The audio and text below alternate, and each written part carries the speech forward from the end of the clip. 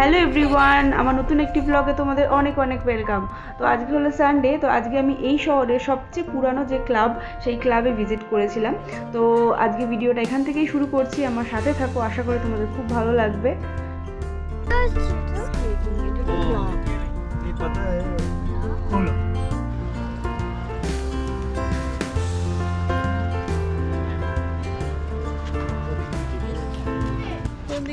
তো আজকে আমরা চলে এসেছি বানিকার ক্লাব মেহসানা। এটি 1904 সালে প্রতিষ্ঠা হয় এবং 2004 সালে এটি 100 বছর প্রাপ্তি করে।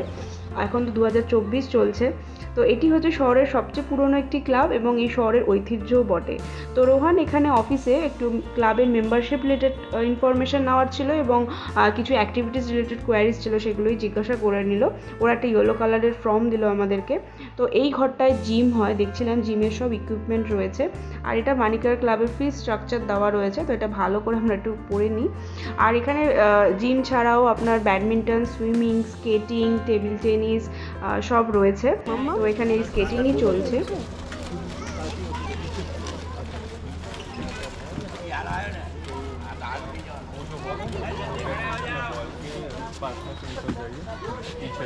এদিকে আসো, এদিকে আসো, আমার ব্যাডমিন্টন হচ্ছে, দেখেছো?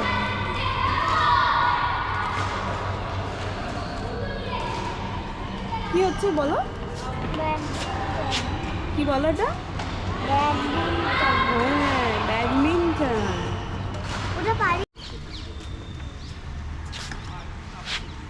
এখানটা একটা স্টেজ মতো করা, এখানে স্টেজে কোনো কিছু পারফরমেন্স হয়। এখানে একটা গার্ডেন এরিয়া, সবাই বসে থাকে, বুঝেছো? হ্যাঁ, নাচ করে, তুমি সব জানো। ও মা, আমি ক্যামেরাটা অন করতেই ফোয়ারাটা চালু হয়ে গেল। এটা কি বলে বলো তো? ফাউন্টেন, ফোয়ারা। আমার ভেতরটা ভীষণ ভালো লাগছিল, খুব সুন্দর, একদম শান্ত, আর এত গ্রিনারি। কিছু বয়স্ক মানুষ ওখানে বসে তারা গল্প করছিল, তারা মেম্বার এই ক্লাবের। তো এই জায়গাটা হচ্ছে সুইমিং এরিয়া, তো এখানে জুতো খুলে এন্ট্রি নিতে হবে। আর এখানে রিসেপশন রয়েছে, আপনার সুইমিং রিলেটেড যত কোয়ারিজের সব উত্তর ওরা দেবে। এইটা হচ্ছে এই বানিকার ক্লাবের সুইমিং পুল। তো এখানে কোচ, উইদাউট কোচ দুটোই রয়েছে। তো এখানে আমার মেয়ের জন্য কোচের দরকার পড়বে না, কারণ রোহান তো নিজে সুইমিং জানে। তো খুব সুন্দর লেগেছে, খুব নিট অ্যান্ড ক্লিন, পরিষ্কার পরিচ্ছন্ন।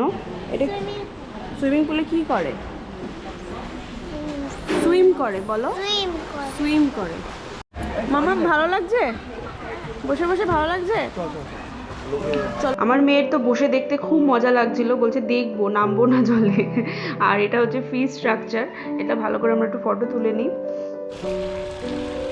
হাত দেয় না, ওদের আলো জ্বলে অন্ধকার হচ্ছে না।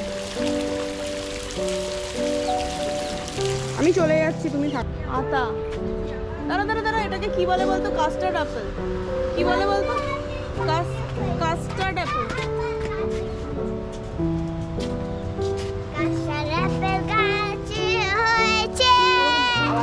আমার মেয়ে তো খুব মজা করেছে, ও তো যেতে চাইছিলই না, আমাদেরও যেতে ইচ্ছা করছিল না। যদিও এটা 8:30 অবধি খোলা থাকে, কিন্তু ভেতরটা এত সুন্দর না, আমার আরও সময় কাটাতে ইচ্ছা করছিল। কিন্তু আমাদের আরেকটা জায়গায় ইনফরমেশান নেওয়ার ছিল। তো এই বানিকার ক্লাব থেকে 5 মিনিটের দূরত্বে আরেকটি স্পোর্টস সেন্টার রয়েছে। এটা হচ্ছে অটল স্পোর্টস সেন্টার, এটা হচ্ছে মেহসানা মিউনিসিপ্যালিটি দ্বারা পরিচালিত। তো এখানেও আপনার sports related swimming, gym, badminton, আরও যেসব অ্যাক্টিভিটিস আছে সেগুলো সবই রয়েছে। তো এখান থেকে আমরা কিছু খোঁজখবর নিই। তবে এই সুইমিং পুলটা আমার ভীষণ বড় সুইমিং লেগেছে, কিন্তু আমার ভয় লেগেছে, যেহেতু আমি সুইমিং জানি না, তাই আমার জন্য এটা একটু ভয়ের ব্যাপার। আমার মেয়ে তো বলছে আমি এত বড় জলে নামবই না। কিন্তু আমার জানি না কেন আমার বানিকার ক্লাবের যে হোল অ্যাম্বিয়েন্সটা, সুইমিং পুল ছোট হলেও আমার ওটা বেশি ভালো লেগেছে এটার থেকে। এটার কত? 9322। 9322 ফুল ফ্যামিলি। Full family. হ্যাঁ।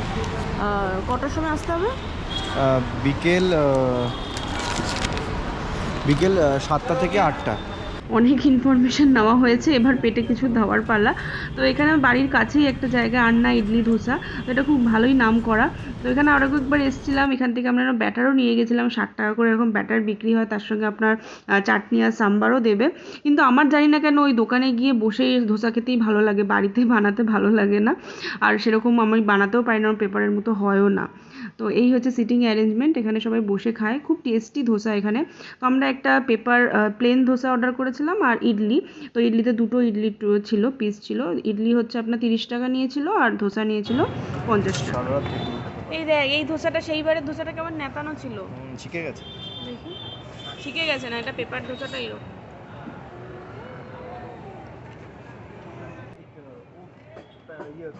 আমরা সাম্বারটা সেদিনকে, আমরা শনিবার পেঁয়াজ খাবো না, তার জন্য আমরা সাম্বারটা নিইনি, শুধু কোকোনাট চাটনি দিয়ে ইডলি আর ধোসা নিয়েছিলাম। খাও খাও খাও, কি বলো তো এটা খাচ্ছ? ধোসা।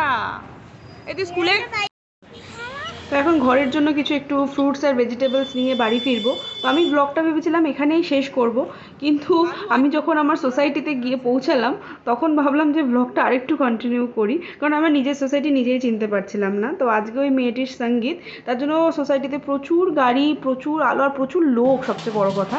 তখন এখানে দাঁড়িয়ে দেখি ব্যান্ড পার্টি বাজিয়ে কিছু রিচুয়ালস হচ্ছিল, মাথায় কিছু মটকা নিয়ে লোকেরা নেচে নেচে যাচ্ছিল। তো আমি ভাবলাম এটা একটু ক্যাপচার করি, আপনাদের সঙ্গে শেয়ার করি, আশা করি আপনাদের খুব ভালো লাগবে।